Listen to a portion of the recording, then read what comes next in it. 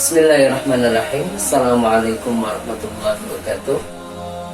Alhamdulillahirrahmanirrahim. Wassalatu wassalamu ala asyrafil anbiya'il mursalin wa ala alihi wa ashabi ajma'in, amma ba'du. Kaum muslimin dan muslimat yang dimuliakan oleh Allah Ta'ala, tidak bersama-sama mari kita sama-sama manjatkan puja dan syukur kita kehadirat Allah Ta'ala yang telah memberikan pada kita keimanan dan kesehatan, sehingga pada kesempatan sore hari ini kita masih diberikan kemudahan Allah Ta'ala untuk bisa berpuasa pada hari ini. Salam dan salam semoga tetap cerah pada Nabi kita Nabi Muhammad SAW sebagai uswah hasanah kita, sebagai suri dalam kita kepada keluarganya, para sahabat dan pengikut yang setia hingga akhir zaman. Yang mudah-mudahan kita termasuk di antara sekian banyak umat yang mendapatkan syafaat yang besok di hari kiamat. Allahumma amin. Allah Ta'ala berfirman dalam surat Al-Baqarah ayat 183 yang berbunyi, a'udzubillahi minasyaitonirrajim, ya ayyuhalladzina amanu kutiba alaikumusyiyamu kama kutiba alal ladzina min qablikum la'allakum tattaqun. Yang artinya adalah, wahai orang-orang beriman, telah diwajibkan kepada kalian berpuasa sebagaimana diwajibkan kepada umat-umat sebelum kalian, agar kalian menjadi orang-orang bertakwa. Pada ayat ini Allah Ta'ala memanggil kita sebagai memanggil orang-orang yang beriman, memanggil kita sebagai orang beriman dengan ucapannya dan firmannya, ya ayyuhalladzina amanu, wahai orang-orang yang beriman. Allah memanggil orang-orang beriman untuk mereka mendapatkan kewajiban berpuasa. Maka tentunya bagaimana sambutan kita menghadapi bulan Ramadan itu adalah sesuai dengan tingkat keimanan kita. Oleh karena itu, Nabi SAW bersabda ketika menjelaskan tentang fadilah berpuasa, beliau bersabda bahwasannya, man shama ramadhana imanan wa ihtisaban ghufira lahu ma taqaddama min dhanbi. Barang siapa yang berpuasa Ramadan dengan penuh keimanan dan mengharap pahala dari Allah Ta'ala, maka Allah akan mengampuni dosa-dosa yang telah lalu. Ini maksudnya adalah ketika kita sebagai orang yang dipanggil oleh Allah Ta'ala, bagaimana kita menjawab panggilan tersebut adalah sesuai dengan kadar keimanan kita. Ada sebagian kita yang kemudian mereka menjawab panggilan tersebut dengan malas, merasa ini ada beban. Makanya mereka tidak dikatakan sebagai orang-orang yang kemudian menjawab panggilan Allah Ta'ala dan keimanan dan mengharap pahala dari Allah Ta'ala. Ada sebagian kaum muslimin yang kemudian ketika mereka itu adalah menjawab panggilan dari Allah Ta'ala dengan senang hati, tetapi mereka menjadikan Ramadan ini seperti layaknya mesin cuci. Mereka mencuci baju mereka yang kotor, kemudian nanti mereka kemudian mengotori kembali ketika setelah bulan Ramadan ini berlalu. Dan bagaimana orang-orang bertakwa itu ketika menghadapi bulan Ramadan ini? Maka orang bertakwa itu ketika menghadapi bulan Ramadan ini, menjawab panggilan Allah Ta'ala itu, Masya Allah, mereka seperti Nabi kita Nabi Muhammad SAW. Karena itu, kaum muslimin dimuliakan oleh Allah Ta'ala, ketika kita kemudian menjawab panggilan Allah Ta'ala, panggilan ya ayyuhalladzina amanu, wahai orang-orang yang beriman, maka tentunya bagaimana kita berusaha untuk mendekat kepada Allah Ta'ala ketika Allah memanggil kita. Karena sebagai layaknya orang yang dipanggil, maka harapannya kita berusaha mendekat kepada Allah Ta'ala. Nah, bagaimana caranya kita kemudian mendekat kepada Allah Ta'ala? Allah mengatakan dalam surat Al-Alaq, Allah berfirman, kalla la tuti'hu wasjud waqtarib. Sekali-kali tidak, maka jangan engkau tak kepadanya, bersujudlah, maka engkau akan semakin dekat. Dalam ayat ini, Allah memberikan pada kita satu jalan bagaimana kita mendekatkan diri kepada Allah Ta'ala, yaitu dengan cara meningkatkan kualitas ibadah salat kita. Karena memang ada sebagian kaum muslimin yang kemudian mereka itu adalah ketika salat sudah bagus luar biasa. Mereka ketika salat menggunakan kaidah yang Masya Allah, sallu kama ra'aitumuni usalli. Pendekatan syariatnya mereka sudah mengikuti perintah Allah Ta'ala, mengikuti perintah Nabi kita Nabi Muhammad SAW, dengan salat semirip mungkin dengan Nabi kita Nabi Muhammad SAW dalam menggunakan dan bacaannya. Tetapi sesungguhnya Ketika orang ingin semakin dekat dengan Allah Ta'ala, maka harapannya adalah salatnya tidak hanya sekedar fisiknya semata, tidak hanya gerakan dan bacaannya, tetapi juga bagaimana hatinya juga selalu ingat kepada Allah. Sebagaimana firman Allah Ta'ala, wa aqimis salat al dzikri, bagaimana kita diperintahkan untuk menegakkan salat itu adalah untuk mengingat Allah Ta'ala. Maka harapannya ketika kita semakin ingat dengan Allah Ta'ala, semakin meningkatkan kualitas ibadah salat kita, semakin dekat kita dengan Allah Ta'ala. Karena sungguhnya Nabi kita Nabi Muhammad SAW itu contoh yang luar biasa.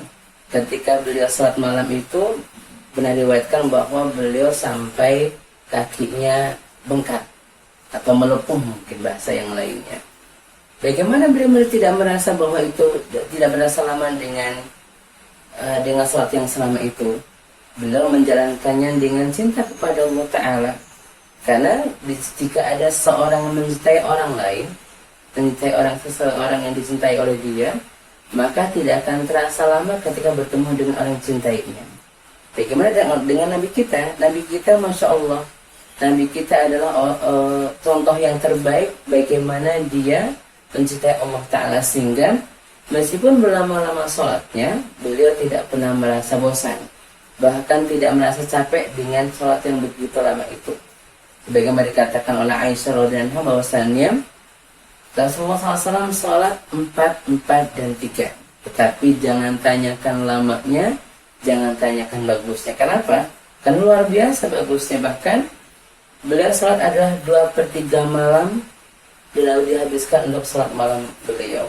Tentunya ini adalah sebagai upaya kita mendekat kepada Allah Ta'ala. Dan tentunya dari sekian banyak gerakan sholat kita, dan proses sholat kita itu, tempat yang paling dekat dengan Allah Ta'ala adalah pada saat kita sujud. Sebagaimana Nabi katakan bahwasannya saat yang paling terdekat antara seorang hamba dengan Tuhannya adalah pada saat dia sujud. Maka Nabi memerintahkan pada kita untuk banyak doa kita. Maka dalam sujud kita, ketika kita menempatkan kepala kita di dasar yang paling bawah sekalipun, tetapi keajaibannya adalah meski kita sedang berbisik di bumi, Allah akan mendengar suara kita yang di langit 7 itu. Artinya bahwa suara kita, bisikan kita itu terdengar sampai ke langit 7, bahkan sampai Sidratul Muntaha, di mana Allah bersemayam di sana. Maka tentunya ketika kita ingin mendekat kepada Allah Ta'ala, yang pertama adalah bagaimana kita meningkatkan kualitas ibadah salat kita, agar mudah-mudahan salat kita itu ada termasuk salat yang kemudian didekatkan kepada Allah Ta'ala. Bukan hanya salat-salat yang kemudian hanya sekedar gerakan semata, bukan salat yang kemudian dikerjakan karena malas. Karena sungguhnya orang-orang munafik itu ketika mereka salat itu dikatakan Allah Ta'ala, idza qamu ila salati qamu kusala.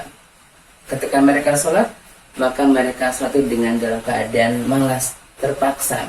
Artinya ketika tidak wajib mereka tidak akan mengerjakannya seperti itu. Tapi karena wajib maka mereka mengerjakan dengan terpaksa, dengan malas. Yang kedua, bagaimana kita kemudian bisa dekat dengan Allah Ta'ala?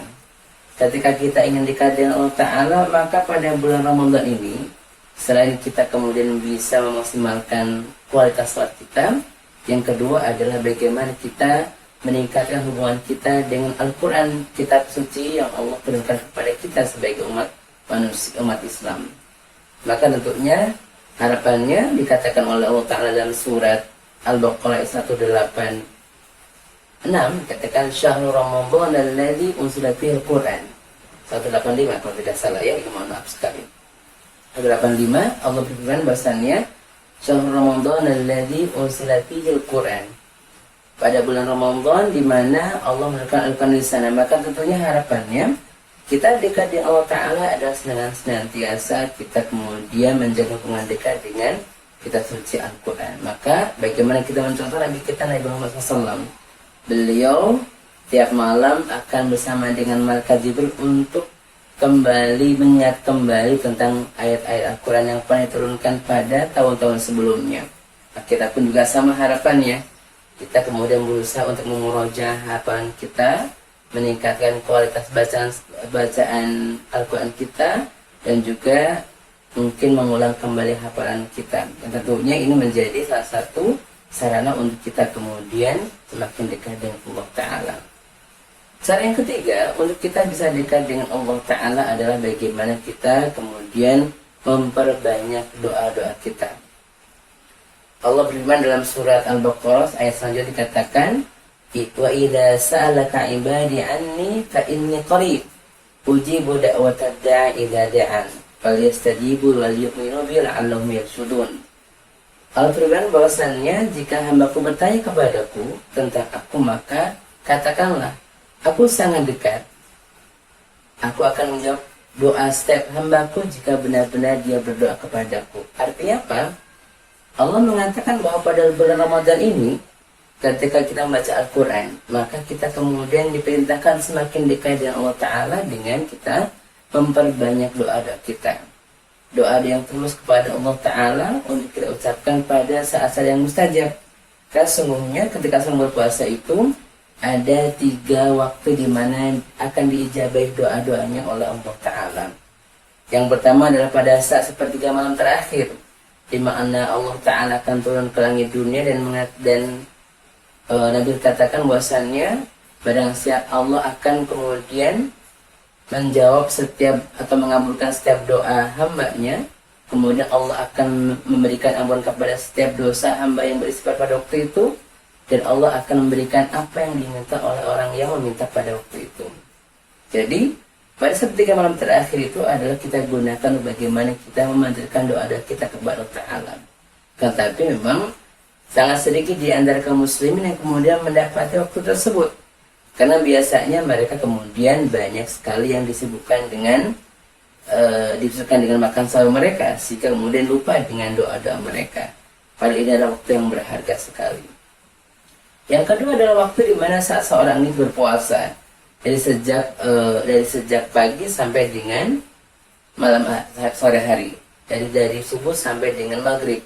Ini adalah waktu di mana Allah akan mengabulkan setiap doa kita.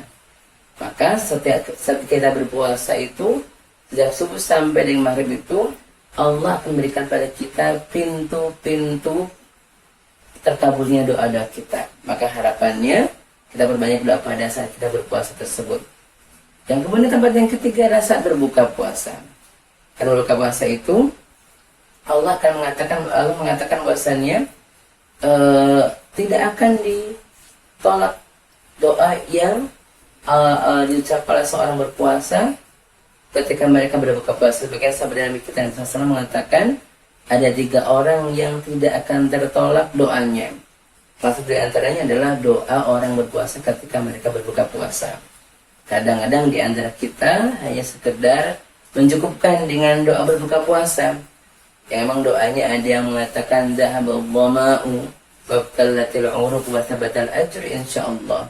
Telah hilang semua dahaga, telah basah urat semua dan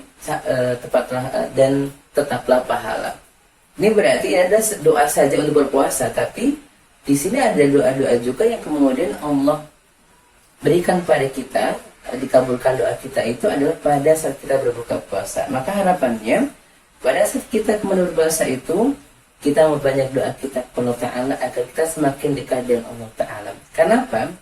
Karena Allah senang jika seorang hamba itu berdoa kepadanya. Bahkan Nabi mengatakan bahwasannya Allah akan marah kepada seorang hamba yang tidak pernah minta kepadanya. Berbeda dengan manusia pastinya ya. Bahwa manusia itu akan malas, mungkin akan sebel ketika misalkan orang banyak minta kepadanya. Tapi Allah Ta'ala luar biasa. Allah Ta'ala kemudian justru sangat senang jika kita minta kepadanya. Maka ketika kita kemudian pada bulan Ramadan ini, untuk kita semakin dekat dengan Allah Ta'ala, maka harapannya kita semakin memperbanyak doa-doa kita. Apapun permintaan kita insya Allah, maka mudah-mudahan Allah akan mengabulkan doa pada bulan Ramadan ini. Kemudian yang keempat adalah bagaimana kita kemudian diperintahkan untuk memperbanyak istighfar kita. Memang benar bahwasanya Nabi mengatakan bahwasannya man shoma Ramadan iman wa ihtisaban ghufira lahu ma taqaddama min dhanbi. Barang siapa berpuasa Ramadan dengan penuh keimanan dan mengharap pahala dari Allah Ta'ala, Allah akan mengampuni dosa-dosa yang telah lalu. Demikian pula ketika salat malam pun, Nabi juga mengatakan, man qama Ramadan, barang siapa yang mendirikan atau membangunkan malam Ramadannya dengan banyak kegiatan, maka Allah akan mengampuni dosa-dosa yang telah lalu. Tapi tetap dosa-dosa kita itu akan betul-betul diampuni oleh Allah Ta'ala ketika kita betul-betul mengakui dosa-dosa kita.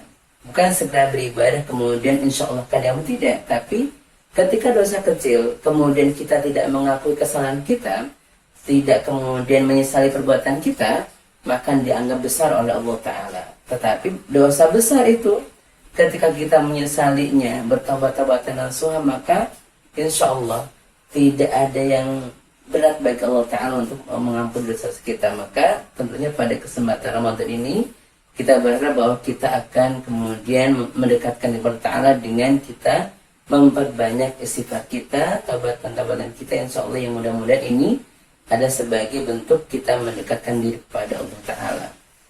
Itu adalah 4 hal yang kita bisa lakukan untuk kita kemudian bisa dekat dengan Allah Ta'ala, kemudian akan mendapatkan kedudukan yang tinggi di sisi Allah Ta'ala, kemudian juga akan mendapatkan kemenangan dari Allah Ta'ala.